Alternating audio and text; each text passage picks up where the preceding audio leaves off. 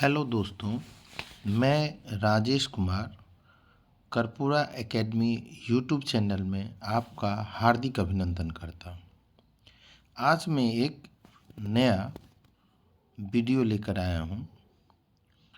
उसमें आप accountancy paper के इंटरमीडिएट एग्जामिनेशन 2025 का जो बिहार बोर्ड के द्वारा मॉडल निकाला गया था, उसमें 1 से लेकर 55 ऑब्जेक्टिव का मैं इसमें आंसर देने जा रहा हूँ। फिर इसके अगले 56 से और 100 तक का अगले वीडियो में मैं उस ऑब्जेक्टिव को लेकर आऊँगा। देखते हैं इसमें पहला ऑब्जेक्टिव क्या है। अगर आपको यह वीडियो अच्छा लगे तो ज़रूर दूसरे स्टूडेंटों को भी इसे शेयर कीजिएगा और उसे भी लाइक करने के लिए बोलिएगा और कमेंट ज़रूर दीजिएगा। बढ़ते हैं, नंबर 1 पर आते हैं। व्यय पर आय का अधिक होता है, यानी excess of income over expenditure, वो क्या कहलाएगा? तो वो कहलाता है सरप्लस, यानी अधिक। आप हिंदी मीडियम से हैं तो भी आप इसको जान सकते हैं, अगर आप इंग्लिश मीडियम से हैं तो भी आप इसे जान सकते हैं। इसके बाद हम लोग अगले क्वेश्चन पर चलते हैं। दिया गया है जो निम्नलिखित में कौन प्राप्ति और भुगतान खाते की विशेषता है? तो प्राप्ति भुगतान खाता और लाभकारी संस्था में बनाया जाता है, जबकि लाभकारी संस्था में इसी को कैश बुक के रूप में इसे जाना जाता है। तो आप इसे जान ले, जो यदि यह विशेषता के बारे में आपसे पूछ रहा है तो प्राप्ति भुगतान खाता और लाभकारी संस्था के अंतर्गत कैश बेसिस यह इसे माना जाए। इसमें आप एक विकल्प देखिएगा बी, कैश बेसिस या नगद आधार, यानी नगद आधार पर यह प्राप्ति भुगतान खाता तैयार किया जाता है। अब हम लोग अगले क्वेश्चन पर चलते हैं। संस्था को प्राप्त वसीयत होती है। अगर कोई संस्था वसीयत के रूप में कुछ रकम प्राप्त करती है तो क्या कहलाएगी? तो पूंजीगत प्राप्ति, उसे हम लोग पूंजीगत प्राप्ति कहेंगे। कभी कभी यह रकम अगर छोटी हो जाती है तो उसे आगम प्राप्ति भी कहा जा सकता है। लेकिन अगर सिर्फ क्वेश्चन यह पूछा जाए जो वसीयत की राशि अगर प्राप्त होती है या वसीयत प्राप्त होती है तो वो पूंजीगत प्राप्ति के अंतर्गत ही रखना चाहिए। क्वेश्चन नंबर 4 को देखते हैं। साल के अंत में खेल के बचे हुए सामान के मूल्य को चिट्ठे में किस रूप में दिखाया जाता है?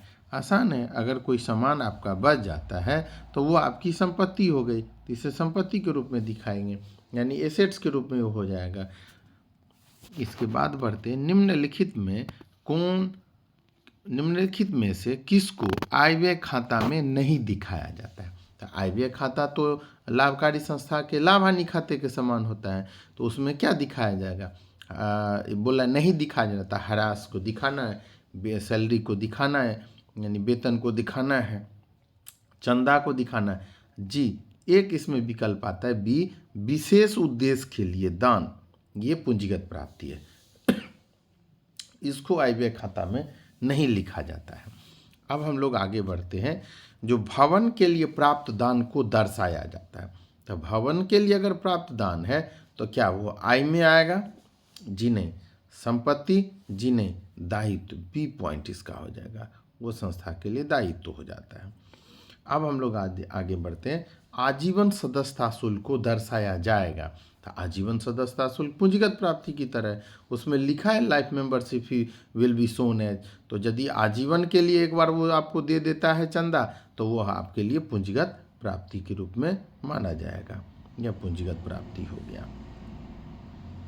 अब हम लोग क्वेश्चन नंबर 8 पर चलते हैं, यानी 8 नंबर क्वेश्चन देखिए। निम्न में से कौन एक और गैर लाभकारी संस्था के लिए अदृश्य संपत्ति है? तो भवन को देख सकते हैं, फर्नीचर आपका अदृश्य नहीं है, नगद भी देखा, तो पेटेंट इसमें आपका विकल्प हो जाएगा, पेटेंट हो जाएगा अदृश्य संपत्ति। अब हम लोग आगे बढ़ते हैं। विनियोग पर प्राप्त आय हैं तो अगर हम लोग को विनियोग पर अगर कोई प्राप्त आय होती है, आय होता है, तो वो इनकम के रूप में जाना जाता है। ए विकल्प हो जाएगा इसका। उसके बाद पूंजी कोष को जाना जाता है। पूंजी कोष को क्या जाना जाता है? तो पूंजी कोष संचय कोष, सामान्य कोष, आकस्मिक कोष या ऋण कोष, तो इसे हम लोग जनरल फंड मानते हैं। अब इसके थ्योरी में जाकर पढ़िएगा तो इसमें स्पष्ट लिख दिया गया जो पूंजी कोष को सामान्य कोष भी कहा जाता है। अब हम लोग आगे बढ़ते हैं, अगले क्वेश्चन की ओर चलते हैं। चालू वर्ष के दौरान प्राप्त अग्रिम चंदे हैं। तो चालू वर्ष के दौरान अगर कोई चंदा अग्रिम प्राप्त हो जाता है तो वह दायित्व की तरह हो जाता है, तो इसको हम लोग दायित्व मानेंगे, इसको हम लोग लायबिलिटी के तौर पर रखेंगे। अब इसके बाद हम लोग देखते हैं 12 नंबर क्वेश्चन। निम्न में से कौन अलाभकारी संगठन नहीं है? निम्न में से कौन अलाभकारी संगठन नहीं है? तो अलाभकारी, अलाभकारी क्या हो गया? तो लाभकारी मतलब लाभ कमाने वाली संस्था, अलाभकारी जो लाभ नहीं कमाती है, यानी वो समाज और अपने सदस्यों की सेवा करती है। तो ये बोल रहा है जो कौन ऐसा संस्था है जो लाभ कमाने के लिए है, क्योंकि अलाभकारी नहीं है मतलब वो लाभकारी होगा। तो स्कूल, ये ऑप्शन आपका यहाँ पर, ये ऑप्शन आपका गलत हो जाएगा। ये अलाभकारी है, अस्पताल अलाभकारी है, क्लब अलाभकारी है, ये आपका सही आंसर है। साझेदारी फर्म, ये हमारा सही विकल्प होगा। अब हम लोग देखते हैं, लाभ न कमाने के लिए स्थापित संस्थाएं तैयार करती है। अब जो लाभ नहीं कमाती है तो वो कौन कौन सी खाता भाई तैयार करती है? तो अगर आप ढंग से देखें तो व्यापारी खाता लाभकारी संस्था बनाती है, लाभ हानि खाता लाभकारी संस्था बनाती है, आय व्यय खाता, ये इसका सही आंसर है। ये income and expenditure account is prepared by not for profit organisation, यानी अलाभकारी संस्था आय व्यय खाता बनाती है। साझेदार द्वारा फर्म को दिए गए ऋण पर ब्याज मिलता है। अगर कोई साझेदार फर्म को ऋण देता है तो उसे 6% की दर से ब्याज मिलता है। 4, 8, 10 ये गलत विकल्प है। अब चालू खाता है, तो चालू खाता तो साझेदारों से रिलेटेड हो जाता है, इसका मतलब वो पर्सनल अकाउंट हो गया, यह पर्सनल अकाउंट हो जाएगा। Current account is personal account. जैसे साझेदारों का पूंजी खाता पर्सनल हो गया, साझेदारों का चालू खाता पर्सनल अकाउंट हो गया। अब हम लोग इसके बाद आगे बढ़ते हैं। साझेदारों के पूंजी खाते के प्रारंभिक शेष को क्रेडिट किया जाता है। अब साझेदार के पूंजी खाता the opening balance of partners capital is credited with, तो हम लोग किस खाते में? तो यहाँ पर हो जाएगा इंटरेस्ट ऑन कैपिटल, ये आपका हो जाएगा सही विकल्प, इंटरेस्ट ऑन कैपिटल। यानी इसकी पूंजी खाता, कुछ क्वेश्चन का जो लाइन है उसको थोड़ा ध्यान दें। The opening balance of partners capital account, अगर पार्टनर कैपिटल का ओपनिंग बैलेंस है तो इज क्रेडिटेड विथ, तो उसके साथ किसके साथ वो क्रेडिट होता है? तो उसमें वो पूंजी पर ब्याज को आप क्रेडिट कर सकते हैं यहाँ पर, इसलिए इसको ध्यान से पढ़ें। 17 नंबर क्वेश्चन है, जो साझेदार के आहरण पर ब्याज के लिए डेबिट किया जाता है। अब साझेदार के आहरण पर ब्याज के लिए किसको डेबिट किया जाएगा? तो साझेदार के आहरण पर ब्याज के लिए दिया साझेदारों पार्टनर्स कैपिटल अकाउंट को, तो उसके बाद प्रॉफिट एंड लॉस को, ड्राइंग अकाउंट को, या नन ऑफ दीज। तो साझेदार के आहरण पर ब्याज के लिए डेबिट किया जाता है पार्टनर्स कैपिटल अकाउंट को, ये इसका सही विकल्प होगा। इसका सही विकल्प ए हो जाएगा। निम्नलिखित में से कौन परिवर्तनशील पूंजी में जोड़ा जाता है? निम्नलिखित में से कौन परिवर्तनशील पूंजी में जोड़ा जाता है? तो लाभ को जोड़ा जाएगा, लाभ जोड़ा, क्योंकि हानि को तो घटाना होता है। इसके बाद हम लोग देखते हैं, लाभ हानि नियोजन खाता बनाया जाता है। तो लाभ हानि नियोजन खाता संचय कोष बनाने के लिए, शुद्ध लाभ निकालने के लिए, विभाजन योग्य, ये इसका सही विकल्प होगा, विभाजन योग्य लाभ के लिए। ये आपको जो लाभ आप साझेदारों के बीच बांटते हैं वह लाभ निकालने के लिए विनियोजन खाता तैयार किया जाता है। अब हम लोग 20 की तरफ चलते हैं।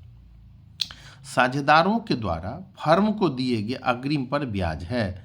साझेदारों के द्वारा फर्म को दिए गए अग्रिम पर ब्याज है, प्रभार हो जाएगा इसका आंसर, प्रभार हो जाएगा जी।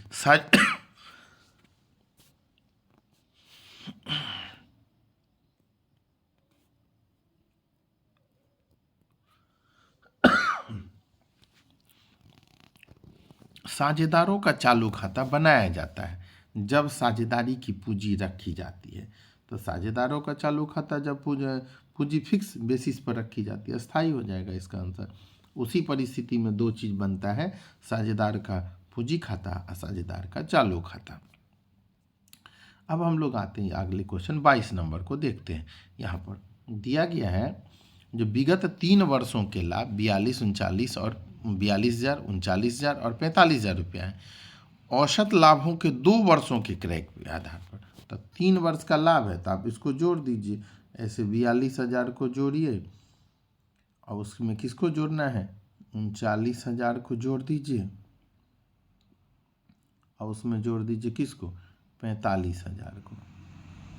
इस तीनों को जोड़ दीजिए तो 9 2 11 और 5 16। अब इसमें हो जाएगा 5 3 8 4 12, 1,26,000। अब उसमें